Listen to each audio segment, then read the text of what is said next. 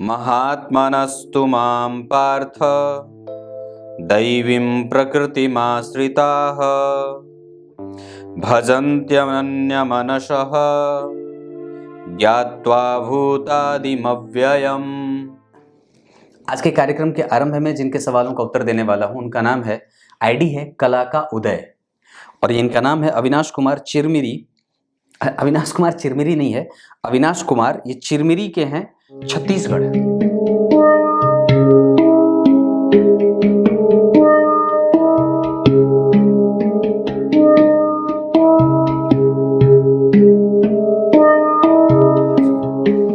नमस्कार, एक बार फिर से उपस्थित हूँ आप सबके सामने मंगलवार के बाद बुधवार के कार्यक्रम में विश्लेषण जन्म कुंडली का। आप लोग कार्यक्रम प्रत्येक दिन क्यों नहीं देखते? मैंने ये बार गौर करी है, एक बार एक दिन देखते हैं एक दिन नहीं। अल्टरनेट क्लास चलती है क्या अपनी?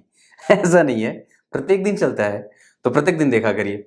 और सुबह वाले कार्यक्रम को भी देखिए और शाम वाले कार्यक्रम को भी देखिए, कुछ अच्छा ही देख रहे हैं।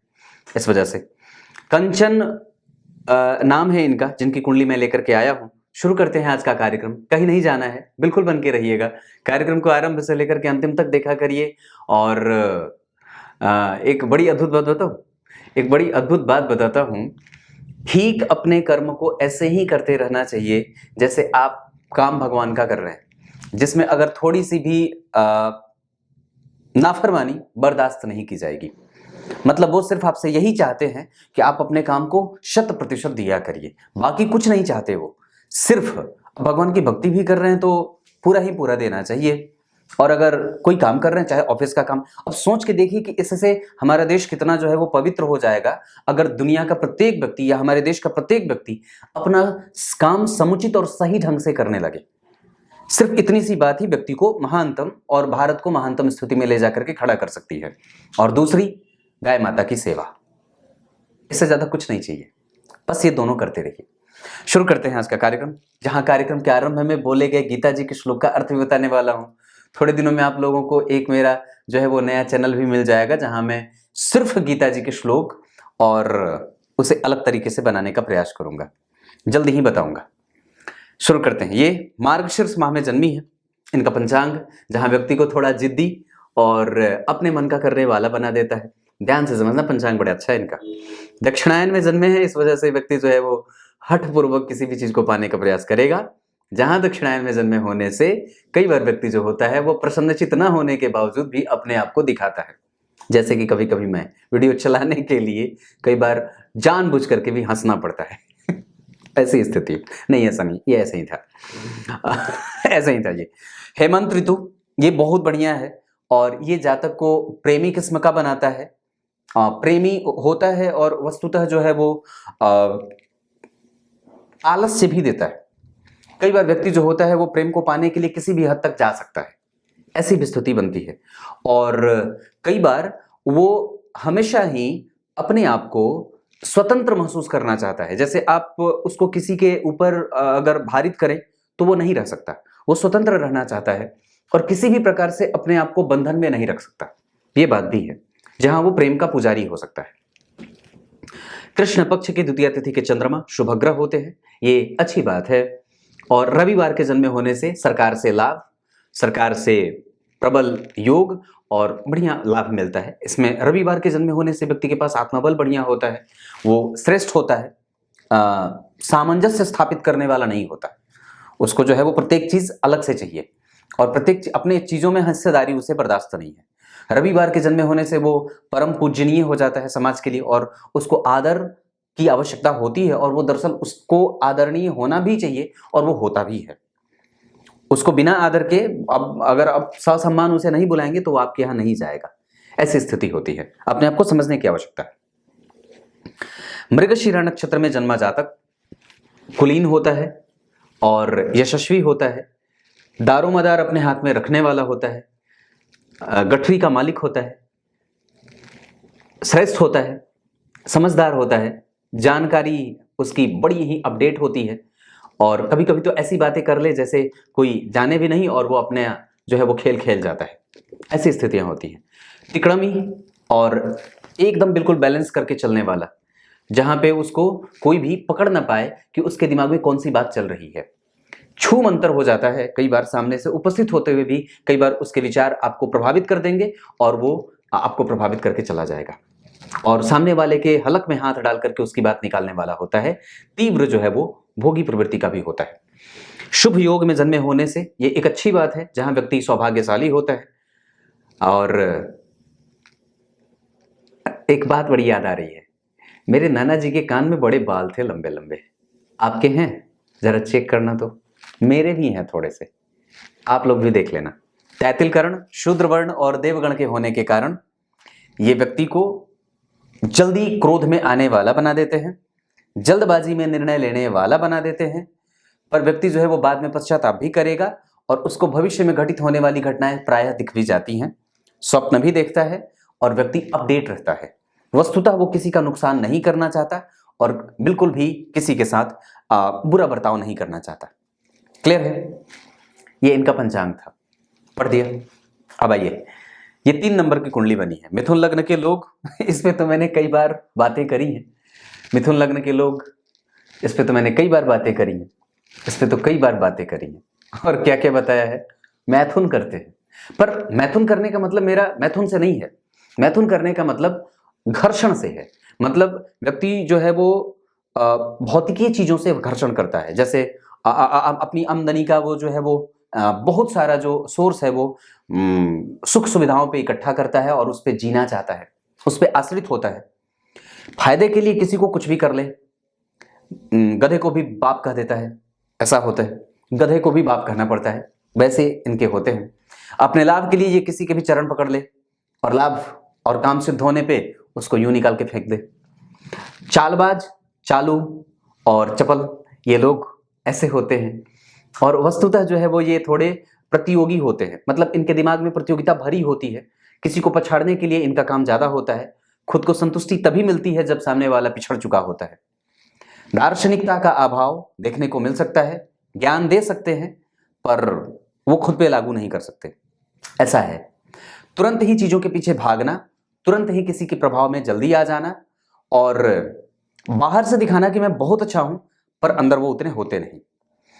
कई बार जो है वो जिद पकड़ करके बैठ जाते हैं कि मुझे यही चाहिए, और उसी जिद को पूरा करने के लिए जो है वो जीवन भर जो है वो भटकते रहें या फिर लगे रहें जीवन में, उस चीज की आवश्यकता होती है। वस्तुतः महत्वाकांक्षा बहुत ज्यादा और माथे पे सवार होती है, और उस चीज को पूरा करने के लिए छोटे से छोटे काम को भी वो कई बार अंजाम देने के लिए, और जो चीज उनको पसंद आ जाए या फिर जो चीज उनको लगे कि नहीं मुझे ये चाहिए, उसके लिए बड़े से बड़े जो है वो क्या बोलते हैं उसको,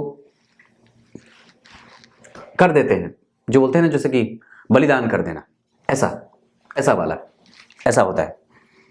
तो ये इतनी सारी चीजें। ये लग्न है मिथुन लग्न, जो कि द्विस्वाभाविक लग्न है। और मिथुन लग्न द्विस्वाभाविक लग्न, इसके लिए सप्तम भाव जो होता है वो बाधक ग्रह के रूप में उपस्थित हो जाता है, जहां शुक्र बैठे हैं। और 3 नंबर की राशि मूलतः यहां बननी चाहिए। ध्यान से समझिएगा, मेरी तरफ देख के कुछ नहीं करना है, एकदम अपने आप को लॉक कर लीजिए और बिल्कुल मुझे देखिए। 3 नंबर की राशि यहां बननी थी, बन गई यहां पे। लग्न का चंद्रमा और लग्न में मिथुन राशि का बनना, लग्न में ही चंद्रमा का बैठना, ये मिथुन लग्न बना। और चंद्रमा चूंकि 3 नंबर में बैठे तो मिथुन राशि हो गई। आपकी कुंडली में राशि कौन बनती है? जहां चंद्रमा बैठे हैं वही आपकी राशि है। तो चंद्रमा यहां 3 नंबर में बैठे तो ये लग्न है, लग्न में ही चंद्रमा बैठ गए तो मिथुन राशि हो गई। तो मिथुन लग्न और मिथुन राशि के होने के कारण व्यक्ति के ऊपर चंचलता, चपलता, चातुर्य का गुण रखने वाला और बुद्धिमान होने वाला, बहुत ही जल्दी किसी भी सवाल का उत्तर निकालने वाला और तुरंत ही किसी चीज से प्रभावित होकर के अपने आप को प्रभावित कर लेने वाला होता है। मतलब ऐसा कि सामने वाला जो है वो, उसका हैंगओवर जो है वो व्यक्ति के ऊपर जल्दी जो है वो ऐसे हो जाता है। केंद्र में गुरु, ये अच्छी बात है, स्वग्रही है, ये बढ़िया बात होगी। और मंगल का यहाँ बैठना, मेहनत करने के बाद परिणाम दिखते हैं कई बार। पर वस्तुतः मिथुन लग्न की कुंडली के लिए मंगल जो होते हैं वो अच्छे नहीं होते और मेहनत वो करवाते हैं ज्यादा, मतलब संतान उत्पत्ति में। इस वजह से कई बार ऐसी परिस्थिति बनती ही नहीं है कि संतान उत्पत्ति हो। ऐसी स्थिति कई बार बनती है कि आप पति से दूर रहें, पत्नी से दूर रहें, ऐसी स्थितियां बनती है। मतलब उनके साथ भी जो है वो मिसमैच की स्थिति हो जाती है, कई बार उहापोह वाली स्थिति हो जाती है। चाह करके भी व्यक्ति जो है वो प्रेम नहीं पाने की स्थिति हो जाती है। मतलब चाहते तो दोनों हैं कि एक साथ रहे, पर वो कई बार नहीं हो पाता। ये मंगल ही के कारण हो रहा है। दूसरी बात है लग्न में चंद्रमा का बैठना, वहां से 7वीं दृष्टि से शुक्र का, ये दाम्पत्य को कभी भी तोड़ने न दे और कमजोर न करे, प्रेम हमेशा बना रहे और दाम्पत्य बिल्कुल सुरक्षित है और संरक्षित है। दशम भाव बलवान है। अगर थोड़ी बहुत जो कमजोरी आपको दिख रही है, जो आपके कैरियर से वो दिख रही होंगी, वो गुरु और राहु के यहाँ बैठने के कारण है, पर उसमें बाद में चल करके वो परिणाम अच्छा दे दे। और खास करके अभी जो स्थिति बनी है उसके आधार पर गुरु और राहु का अंतर भी चल रहा है 2020 के 12वें महीने से। वहां पे वही राहु बैठे हैं, उत्तरा भाद्रपद के बैठे हैं, शनि का नक्षत्र, और वो शनि जो है वो प्रतियोगिता कराते हुए नजर आ रहे हैं। जो उच्च की राशि को भोग करके सूर्य और बुध के साथ प्रतियोगिता दे करके व्यक्ति जो होता है वो होता है, और बाद में चल करके सरकारी नौकरी, पहले अर्ध सरकारी करे, बाद में चल करके वो सरकारी हो जाए, मतलब पूर्णतया सरकारी नौकरी के योग है, क्योंकि चंद्रमा भी उधर शुभ ग्रह बने थे। क्लियर है? अब जरा गौर से समझिएगा इस कुंडली को। तो शुक्र का लग्न में बैठना, लग्न को देखना, ये व्यक्ति को पदस्थ बनाता है। व्यक्ति कहीं भी रहे तो अच्छा ही होता है और पदस्थ ही होता है, उसके पास अधिकार हो। नौमांश कुंडली में भी चंद्रमा का लग्न में बैठना 8 नंबर की राशि बनी यहाँ पे, जो यहाँ के रोगेश है। इसका मतलब ये होता है कि पति कभी कभी रुग्ण हो, पति कभी कभी रुग्ण या रुग्णता के स्वभाव को, या कई बार चिंतित ज्यादा रहने वाले, या घर से दूर रहने वाले, अपने पास न रहने वाले, थोड़ी बहुत जो है वो दूरी रहती है। अभी जो है वो मतलब एक दूरी है, बाद में चलकर के वैचारिक दूरी बनने लगे, तो इस चीज का प्रयास करना होगा कि ये स्थिति ना हो। आप कभी भी उनसे दूर नहीं रहे, विचारों से नजदीकी बनी रहे। उनको प्रेम की आवश्यकता है, आपको भी है, पर वस्तुतः मंगल और गुरु का एक साथ बैठना ये बड़ी अच्छी बात हो जाएगी। अगर राहु और केतु यहाँ नहीं होते तो ये और भी अच्छी बात हो जाती, पर यहाँ राहु बैठे हैं, इस वजह से मैं इसे अच्छा समझता हूँ। बहुत ज्यादा अच्छा तो नहीं, पर हाँ ठीक ही है, क्योंकि ये शत्रु के घर में बैठे हैं, वस्तुतः दशम में बैठे हैं। तो मैं एक चीज की गारंटी जरूर ही दे सकता हूं कि आपकी कुंडली राहु के मामले में बहुत ज्यादा अच्छी है, क्योंकि वो दशम स्थान में बैठे हैं और वो ठीक है। दशम स्थान के राहु खास करके और भी ज्यादा तब अच्छे हो जाते हैं जब वो अपने शत्रु के साथ ना बैठे हों। यहाँ पे वो तटस्थ हैं, यहाँ वो शत्रु के घर में हैं, तो इस वजह से कई बार जो होता है वो पति का काम या पति के कारण, या जो होता है वो एक साथ जो एक होता है ना, जैसे बैठ करके काम करना, एक जगह पे रहना, टिक करके रहना, वो थोड़ी सी नहीं हो पाती है, ऐसी स्थिति होती है। हाँ, ये बात है। शुक्र यहाँ नीच के हो जा रहे हैं, यहाँ वो बहुत सामान्य बैठे हैं, मतलब धनु राशि में वो बहुत अनुभव तो दे देते हैं, क्योंकि पूर्वाषाढ़ा में बैठे हैं तो उनके पास अनुभव तो है, क्योंकि अपने नक्षत्र में बैठे हैं, लेकिन यहाँ वो जाकर के नीच के हो गए, इस वजह से कई बार मशक्कत बन जाती है और प्रेम नहीं मिलता। इसमें यहाँ पे देखिए जरा, मंगल बैठे, यहाँ पे शनि बैठे, ये कई बार व्यक्ति जो है वो जो वास्तव में प्रेम चाहिए होता है वो नहीं मिल पाता है। मतलब जिस चीज के आप हकदार हैं, जिस चीज पे आपका अधिकार है, घर का, परिवार का, माता का, पिता का, पुत्र का, पति का, पत्नी का, दाम्पत्य का, ये थोड़ा थोड़ा कम मिलता है। अब जरा गौर से समझिए, सूर्य जो है वो जन्म कुंडली में 6ठे भाव में, वृश्चिक राशि, जिसके अधिपति आपके जीवन में यश को कमजोर कर रहे हैं। मतलब कहने का है कि जितना मिलना चाहिए उतना ना मिले या कम मिले, उस पर किसी भी ग्रह का कोई प्रभाव नहीं है। गुरु भी देख रहे हैं, राहु भी देख रहे हैं, लेकिन पंचम भाव पे किसी का कोई प्रभाव नहीं। और पंचम के अधिपति जन्म कुंडली में लग्न को संतान होगी जरूर, क्योंकि गुरु भी केंद्र में है और चंद्रमा भी केंद्र में है, शुक्र भी केंद्र में है। मतलब 3 ग्रह अगर जन्म कुंडली में शुभ ग्रह बने हों तो ये एक अच्छी बात हो जाएगी। और मैं समझता हूं कि अगर केंद्र में 3 ग्रह शुभ ग्रह होकर के बैठे हों, जिसमें चंद्रमा भी, शुक्र भी, गुरु भी, तो ये एक अच्छी ही बात है और इसको बिल्कुल भी कमजोर नहीं समझना चाहिए। खास करके तब ये स्थिति और भी ज्यादा अच्छी। ये प्रोफेसर हैं अभी जिनकी कुंडली है, इनका नाम मैंने कंचन माइक्रोबायोलॉजी से इन्होंने जो है वो पढ़ाई करी है, तो ये स्थिति बनती है। तो गुरु और चंद्रमा का एक साथ बैठा होना ये बहुत अच्छी स्थिति है। मनचाही नौकरी और मनचाही सफलता के योग थोड़े कमजोर होते हैं, ये स्थिति होती है, और हो सकता है कि अभी थोड़ी बहुत कष्ट की स्थिति नौकरी में बनती रहे, पर नौकरी छोड़ना या नौकरी को छोड़ करके क्विट करके कहीं दूसरे जगह जाना ये अच्छा निर्णय नहीं हो सकता है। और खास करके 2023 के अप्रैल तक तो बिल्कुल भी नहीं, जैसे हैं वैसे चलने देना चाहिए। बुध है जन्म कुंडली में, ये बहुत अच्छा होगा, पराक्रम से सुख दे, और गुरु चंद्रमा का यहाँ बैठना ये सबसे ज्यादा लाभकारी। शुक्र यहाँ पर यहाँ पे बहुत बढ़िया हो जाने, कर्म क्षेत्र में व्यक्ति को देर सबेर लाभ की स्थिति में लेके जाते हैं, और वस्तुतः उसका जो अंत हो, जैसे होता ना, जैसे कि आपने आरंभ में कहीं दूसरे जगह नौकरी करी, बाद में जाकर के कहीं दूसरे जगह, फिर धीरे धीरे व्यक्ति जो है वो निकट होता जाता है अपने घर के, तो ऐसी स्थिति भी दिख रहा है। अंत में जाकर के सारी चीजें एक हैप्पी एंडिंग वाली बीत रही है। तो इसे अच्छा ही कहेंगे, इसे बुरा तो नहीं कहेंगे। ये दौर ऐसा है जहां आप मेहनत कर सकते हैं, भाग दौड़, एक जगह पे स्थिर हो जाना, दोनों जगह एक जगह पे चले जाएं, ऐसी कुछ स्थितियां जहां से दोनों की दूरियां कम हो जाएं या सामान्य दूरी पर चले जाएं, ऐसी स्थिति अभी आप कर सकते हैं। क्योंकि वस्तुतः अभी शनि की दशा आ रही है जो मिथुन लग्न की कुंडली के लिए बनते हैं अष्टम और भाग्य के अधिपति, जो अष्टम के अधिपति और भाग्य के अधिपति होकर के आयु देने का काम, रिसर्च और ऐसे क्षेत्र में काम करना जो बहुत ही सूक्ष्म विद्या पे जो है वो उसका गहन अध्ययन होता हो, ऐसी चीजें ठीक है। पर ये भाग्य को थोड़ा अवरोध भी कर रहा है। पर वस्तुतः एक बात बहुत अच्छी है इस कुंडली में, जो ये है कि जो सूर्य और शनि बैठे हैं वो कौन है वस्तुतः, आप जरा गौर करिए। तो सूर्य का संबंध किसके साथ बन रहा है? मिथुन लग्न की कुंडली में तृतीय भाव के अधिपति होते हैं सूर्य। बहुत अच्छे नहीं होते, चंद्रमा भी और सूर्य भी, पर ये दोनों शनि के साथ बैठे हैं जो कि अष्टम के अधिपति हैं। तो सूर्य जो है वो जन्म कुंडली में अष्टम के अष्टमेश के साथ, इसका मतलब है कि छठे भाव के अधिपति और अष्टम भाव के अधिपति और भाग्य के अधिपति का संयोग एक साथ हो रहा है। किसके साथ? चतुर्थ भाव के अधिपति के साथ। नौकरी है और हमेशा ही रहे। मैंने क्या सूत्र बताया था अभी कुछ दिन पहले, मेरे पास 2-3 दिन पहले रविवार को एक फोन आया था कि पंडित जी आपने ये जो सूत्र बताया है कि चतुर्थ स्थान के अधिपति का छठे में जाना नौकरी देता है, ये आपने बिल्कुल सही और सटीक सूत्र बताया है, इसको मैंने कई कुंडलियों पे आजमा करके देखा है। तो ये बात बिल्कुल लागू होती है। ये बुध ये नौकरी देंगे, सूर्य के साथ बैठे हैं, थोड़ी बहुत मेहनत के बाद शनि है, इस वजह से भाग्य का बल नहीं मिला। आप एक काम करिए, गणेश जी की पूजा करिए, संकटनाशक गणेश स्तोत्र का पाठ प्रत्येक दिन जरूर अवश्य ही किया करिए, और अगर संभव हो सके तो बजरंगबली के हनुमान चालीसा का पाठ भी अवश्य करना चाहिए। सुंदरकांड वगैरह भी कर सकते हैं तो कर लीजिएगा। वैसे कुछ उपाय आपको मैंने बताए होंगे या बताए, अगर बता दूंगा तो उसको आप कर लेंगे। ये स्थिति बनती है। इस कुंडली में शनि की दशा थोड़ी बहुत मशक्कत के बाद जाकर के अंतिम में अच्छे परिणाम दे देंगे, क्योंकि यहां भी शनि जो है वो नीचा विलासी अगर नहीं होते तो आरंभ से ही अच्छे परिणाम दे सकते थे।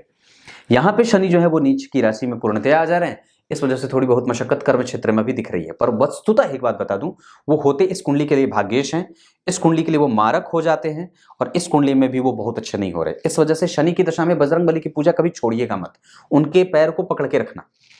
और ये कभी भी नहीं होता है कि महिलाएं बजरंगबली की पूजा नहीं कर सकती, ऐसा नहीं है।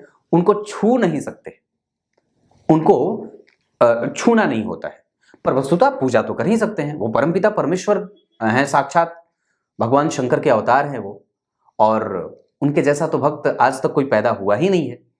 तो साक्षात जो नारायण का और भगवान शिव का भक्त हो, उसके बारे में तो ऐसी बातें सोचने में भी पाप लगे कि मैं उसकी पूजा नहीं कर सकती या महिलाएं हनुमान चालीसा का पाठ नहीं कर सकती, ऐसा बिल्कुल भी नहीं है।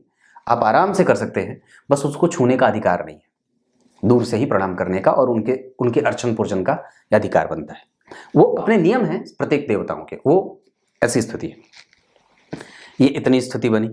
पर अभी आपकी कुंडली में 2023 के चौथे महीने से शनि महाराज आने वाले हैं, और आपकी राशि मिथुन की है, ढैया से भी अब आप उबर जाएंगे। इस वजह से भी आप थोड़े से मानसिक रूप से परेशान थे। और वस्तुतः आपकी कुंडली में नवांश कुंडली में बुध का 12वें जाना, ये बाद में चल करके दाम्पत्य को और भी ज्यादा अच्छा कर देता है।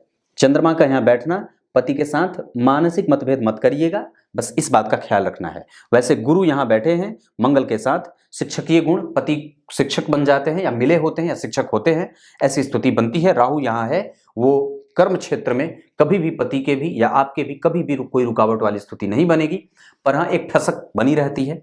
ये एक सामान्य सी बात है।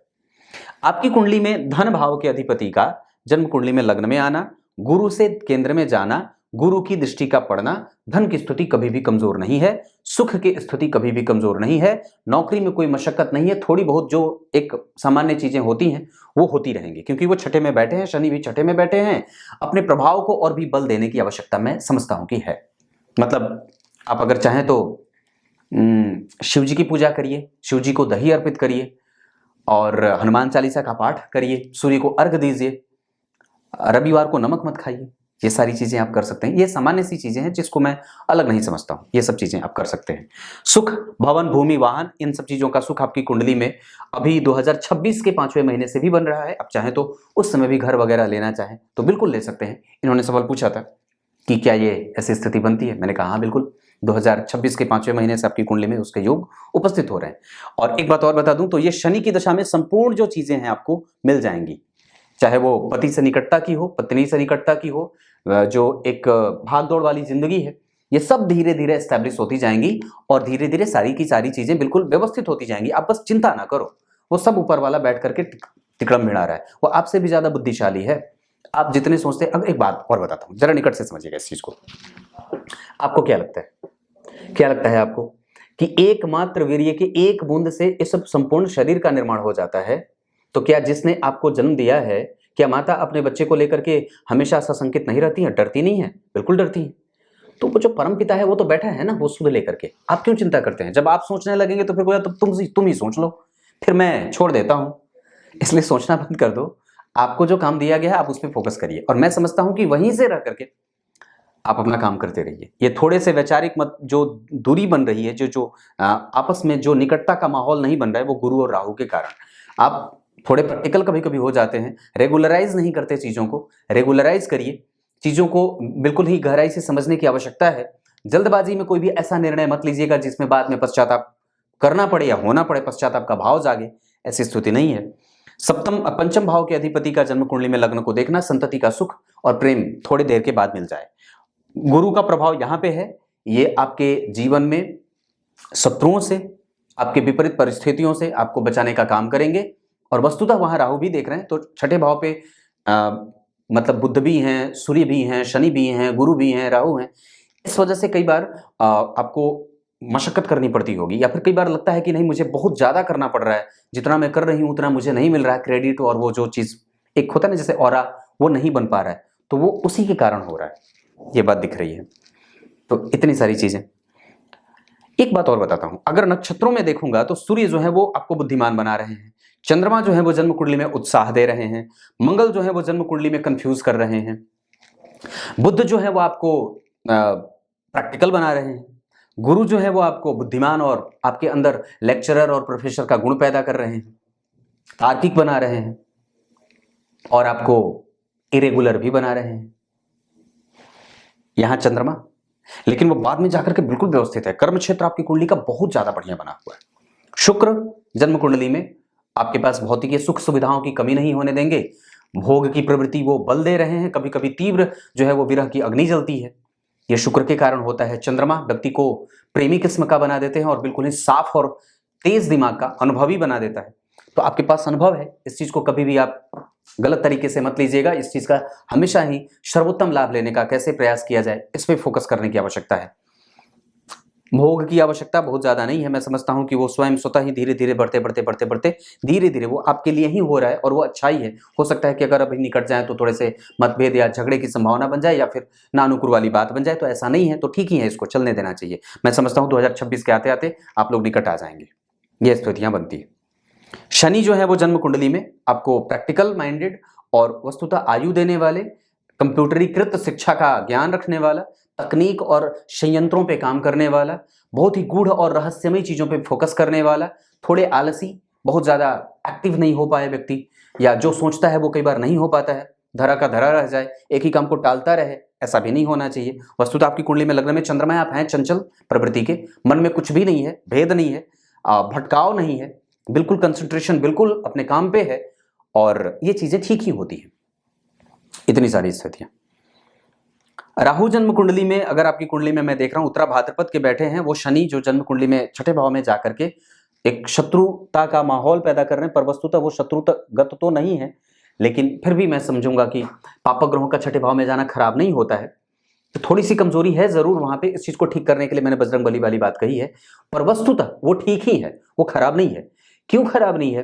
क्योंकि इस कुंडली के लिए वो अष्टम भाव के भी तो अधिपति होते हैं, और शनि अष्टम भाव को देख रहे हैं, तो अलग तरीके से व्यक्ति को धनवान भी बनाएंगे, और गूढ़ और रहस्यमय तरीके से व्यक्ति को धन देने के काम करने के बाद व्यक्ति जो है वो कई तरीके से मिलता भी है उसको। शनि की दशा में लाभ भी होता है, धन का लाभ हो जाए, बीमारियां कई बार खत्म हो जाती हैं, मौका मिलता है बाहर घूमने का, कुछ धार्मिक कृत्य भी हो जाते हैं, व्यक्ति थोड़ा सा जो है वो असंतोष की प्रवृत्ति भी पालने लगता है। ये सारी चीजें दिखती हैं। मेहनत ज्यादा बढ़ा दे या मेहनत करने की प्रबलता बढ़ जाए, आलस्य भी बढ़ता है, एक तरफ बिस्तर छोड़ने का मन नहीं करता, और जब व्यक्ति काम में उतर जाता है तो बहुत अच्छे तरीके से उसको अंजाम भी दे देता है। इस दशा काल को, शनि की दशा काल को जो है वो धर्म की दशा कही जाती है। तो जितना ज़्यादा हो सके उतना धर्म करना चाहिए। अपने से बूढ़े, बुजुर्ग और जो असहाय व्यक्ति हैं उनकी सेवा करिए, गाय की सेवा करिए, भगवान नारायण की उपासना करिए। ये सारी चीज़ें आपकी कुंडली में बनती हैं। इस क्षेत्र में प्रमोशन के योग बहुत अच्छे हैं। आगे मैं समझता हूं कि जैसे 2033 बनेगा, 2039 बनेगा, 2035 बनेगा, ये योग आपकी कुंडली के लिए बड़े अच्छे बन रहे हैं और ये सब दशाएं आपके जीवन में लाभदायक हो रही हैं। ये इतनी सी बात है। षडबल में सूर्य कमजोर है, इस वजह से कंसंट्रेशन कमजोर होता है, बैलेंस बनाने में गड़बड़ी होती है। पर छठे भाव के सूर्य पेट के रोग भी देने वाले हो जाते हैं। भगवान शिव को शहद अर्पित करिए और सूर्य को शहद डाल करके अर्घ दिया करिए। ये इतनी बात मैंने बताई। आपकी कुंडली में आपके पास कंप्यूटर का ज्ञान बहुत अच्छा है, आपके पास चीजों को समझने की ताकत है, परिस्थितियों को अपने अनुकूल मोड़ने की स्थिति भी है। इन सब चीजों का आपको लाभ लेना चाहिए और जल्दबाजी में कोई भी निर्णय लेने से बचना चाहिए। वस्तुतः आपकी कुंडली में दशाओं के क्रम में अगर मैं बात करूं तो सिर्फ और सिर्फ आपकी कुंडली के आधार पर संतान का सुख थोड़े बहुत मशक्कत के बाद पर हाँ है, उसमें कोई समस्या नहीं है, क्योंकि D7 चार्ट आपकी कुंडली में अच्छा बन रहा है, संतति का सुख वो दे रहा है। भवन वाहन का सुख भी आपकी कुंडली में मैं समझता हूं कि बिल्कुल है, 100%, वो उसमें कोई समस्या नहीं है। भूमि वगैरह भी अगर आपको अपने नाम पे खरीदना होगा, वाहन ऐसी स्थिति बनती है तो बिल्कुल कर सकते हैं, उसकी स्थिति शनि वाली दशा में पूरी हो जाएगी।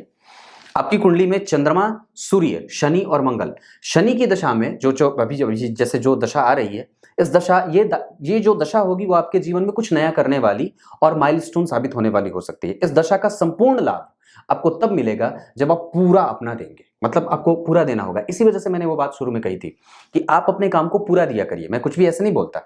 तो मतलब आपको पूरा ही देना होगा, तभी जाकर के आपकी कुंडली ऐसे ये सिद्ध होती हुई देखी जा रही है।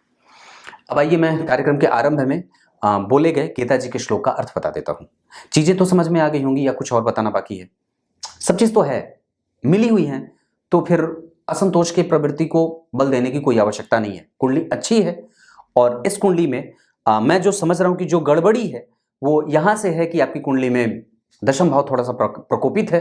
सूर्य को अष्टम भाव में नहीं जाना चाहिए था, बुध वहां ठीक थे, शनि वहां ठीक है, मंगल पंचम भाव में खराब हो रहे हैं, ये चीज थोड़ी कमजोर बन रही है, पर उसका उपाय भी मैंने आपको बताया है। बस इतनी सी बात कर लीजिए। अब उपाय बता देता हूं, गीता जी के श्लोक का अर्थ। गीता जी के 9वें अध्याय के 13वें श्लोक में भगवान ने बात कही है। क्या कही है? जो महात्मा होते हैं वो मुझे संपूर्ण प्राणियों का कर्ता धर्ता मान करके मेरी उपासना करते हैं। अब ये सवाल ये उठता है कि आप किसको नियंता मान रहे हो? सर्वनियंता, सर्वव्यापक, जो हर जगह है और हर समय है। कोई भी ऐसा जगह और ऐसी स्थान इस ब्रह्मांड की नहीं है जहां उसकी शक्ति विद्यमान ना हो। अब कार्यक्रम के आरंभ में जिनकी कुंडली मैंने बताई थी उनका नाम, उनकी कुंडली का उत्तर दे देता। अब आइए मैं अविनाश कुमार, कला का उदय, जिनके आईडी से यह सवाल आया हुआ है। अभिनय में विशेष रुचि है, इसे लेकर सक्रिय भी रहता हूं। क्या और कुछ काम किया जाना चाहिए? मेरे 2 पुत्र हैं, उनका भविष्य कैसा होगा? मन भीतर से भय खाते रहता है, घोर धनाभाव, बाधाएं, रुकावटें, असफलता, धोखा, कार्य का पूरा न होना आदि दुर्भाग्यपूर्ण समस्याओं से 2-4 होते रहता हूं। एक स्थायित्व तो नहीं बन पाई है अभी तक, कृपया उपाय सुझाएं। कौन सा रत्न धारण किया जा सकता है? एक बात बताता हूं, जब इतनी सारी समस्याएं हैं तो उसका एकमात्र निदान आप मुझे संपर्क करिए एक बार व्हाट्सएप पे, मैं आपसे फी नहीं लूंगा, आप मुझे संपर्क करिए, उसका संपूर्ण समाधान मैं बता दूंगा, जिससे कम से कम व्यक्ति इन सब चीजों से उलझा हुआ ना रहे। वैसे आपकी कुंडली में प्राप्त होने का भाव थोड़ा कमजोर है, क्योंकि एकादशवें भाव में शनि और चंद्रमा जो बैठ करके पंचम भाव को देख रहे हैं, लग्न का प्रभाव शनि पे, शत्रुग्रही, और गुरु अकेले कुंभ राशि के, और राहु से केंद्र में, और सभी ग्रह जो हैं वो आपके भाग्य के सहयोग को छत विछत और परेशान कर रहे हैं। सिंह लग्न की कुंडली बनी है। बुध, मंगल, शुक्र और सूर्य एक साथ तृतीय भाव में बैठे हैं, वो ठीक नहीं है, इस वजह से थोड़ी सी कष्ट की स्थिति है। वस्तुतः चतुर्थ भाव के राहु, जहां के अधिपति मंगल, आपसे संपूर्ण छीनने का प्रयास कर रहे हैं, और अभी तो आपकी कुंडली में बुध की दशा है, जो वस्तुतः आपकी कुंडली में कुछ अच्छा अगर करेगा तो संभवतया मैं समझ रहा हूं कि 2023 के मार्च से आपके अंदर जो ये अभिनय क्षेत्र में जाने की जो स्थिति बनी है वो सिर्फ इसलिए बनी है क्योंकि आपकी कुंडली में शुक्र भी 18 डिग्री के हैं और सूर्य भी 18 डिग्री के हैं, पर उस पर राहु का कोई संबंध नहीं है, गुरु का प्रभाव है। इस वजह से आपको इस क्षेत्र में जाने का, सिंह राशि के, सिंह लग्न के लोग ऐसे कला के प्रेमी होते हैं, पर उसमें सफलता के पूर्ण रूपेण योग बड़े कमजोर से दिख रहे हैं।